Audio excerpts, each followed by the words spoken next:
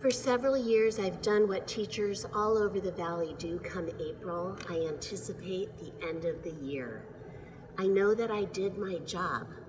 I've delivered my class and content, all the necessary skills and content to be ready, to ready my seniors from Phoenix and the Sunny Slope area for their lives and chapters yet to be written.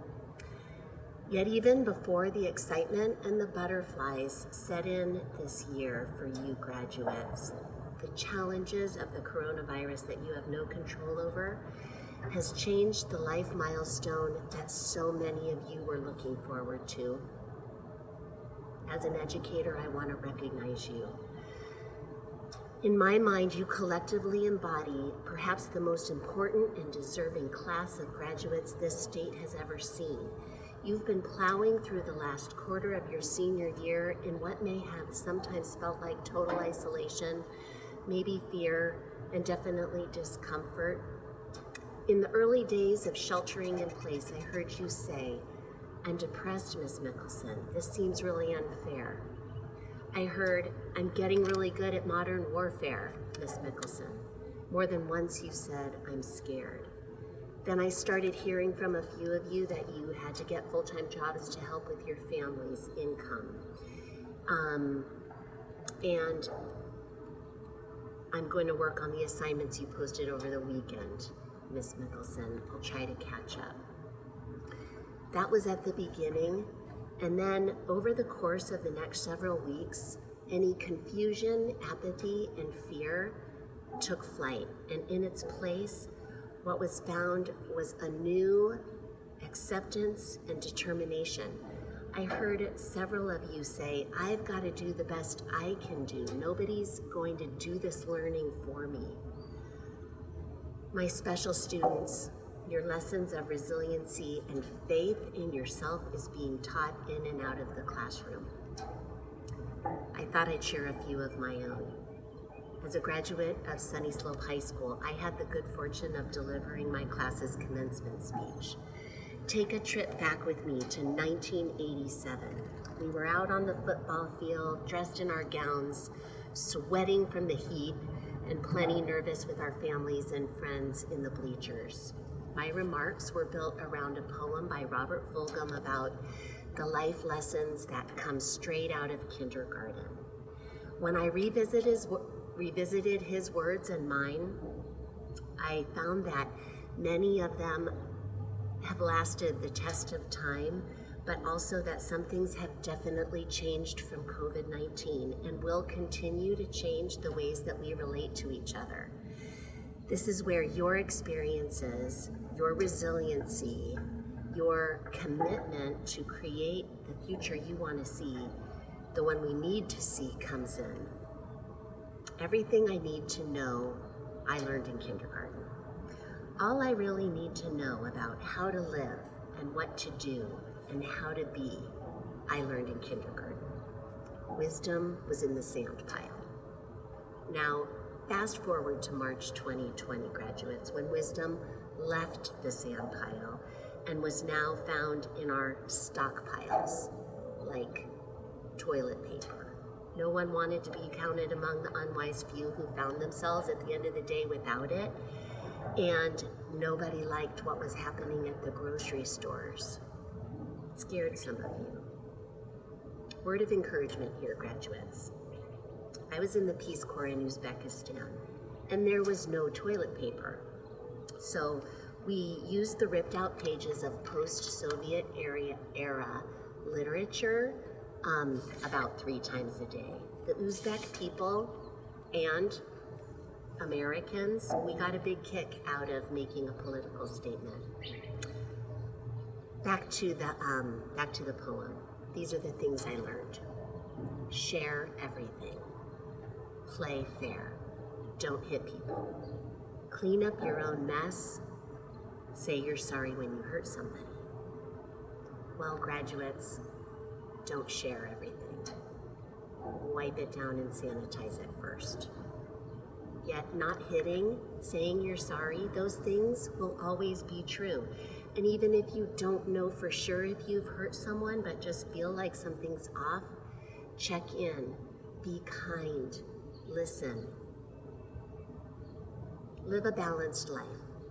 Learn some and think some and draw and paint and sing and dance and work every day some. Yes, yes, and yes. When you go out into the world, hold hands and stick together. I can't wait to hold hands again with my friends, mostly with my elderly mom. But until then, we have to emotionally stick together, stay connected. We need each other, even if we can't hold hands yet. Remember the little seed in the styrofoam cup. The roots go down and the plant goes up, and nobody really knows how or why, but we are all like that. Goldfish and hamsters and the little seed in the cup, they all die, and so do we. Yet before we do, graduates, you have a lifetime to live. Do good, contribute, learn, and so go on to know that the plant goes up and the roots go down, and today we know your classroom is everywhere. We're online, on a podcast, maybe on some inspiring social media connections from those who've lived and traveled and have stories to share. So maybe you're thinking, sure, Miss Mickelson, you can share all this wisdom, but you had your graduation ceremony. Things were all perfect for you. Well, not so. When the yearbooks came out, I found out that I had been voted most spirited of my school, this school where I now teach. Yet that honor and the honor of addressing the student body was cloaked in a facade. I felt isolated. I felt like a fake and a fraud. There were challenges that were going on in my personal life that people at school didn't know about, that I hid. There was an eating disorder I struggled with, and I was kicked off the pom line. I was caught shoplifting. The sweat underneath my graduation gown wasn't just from the heat, it was from who I was and who I was pretending to be. I needed a kindergarten reboot. I needed my favorite teacher, Mr. Terry, to pull me out of that isolation that I felt in that sand pile. And 2020 feels familiar in that way. It might just be really hard for some of you, but know you are not alone. Maybe it's time for a reboot of what you learned in kindergarten. Maybe it's time to redefine your life in a new way, out of shadows, out of shame, out of judging yourself, out of judging others. So graduates, this is your next task. Help each other, not just your friends, not just your neighbors. When you hear of hardship, even before you hear of it, think, what can I do? It's your task to define the rules for post-pandemic human existence. No pressure. But it's your choice whether you want to live in a world still riddled with inequality and uncertainty, suspicion and prejudice, or if you want to learn the lesson from kindergarten that we all end up in the same sand pile. Let's play well together there. It's up to you, graduates. Like you said this quarter, I've got to do the best I can do. Nobody's going to do this for me. That's true. But no matter how scared or isolated, alone you may feel, you and all who have shared in this COVID-19 experience with you, teachers included, stand together with you, hands virtually held and united. We are cheering you. We are here for you. We are so proud of you, and we know you can do this. It's up to you.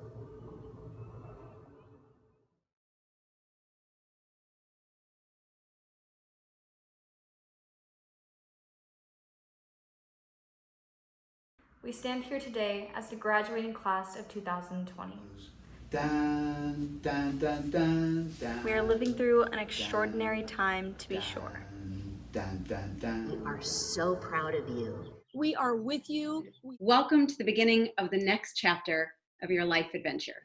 The world needs your talents and your leadership now more than ever. I cannot wait to see your greatness. We're going to come out of this crisis stronger together. You are a product for the times. Go toward yourself. Bloom where you are planted. Change is good. It's going to be okay because you are enough. You can have an effect. Go out and rock this time. Focus on leaving our community a better place. You've got this. Be brave. Embrace today. Please remember to vote. Muchísimas felicidades a la clase de graduados de 2020. Can't wait to see what you do.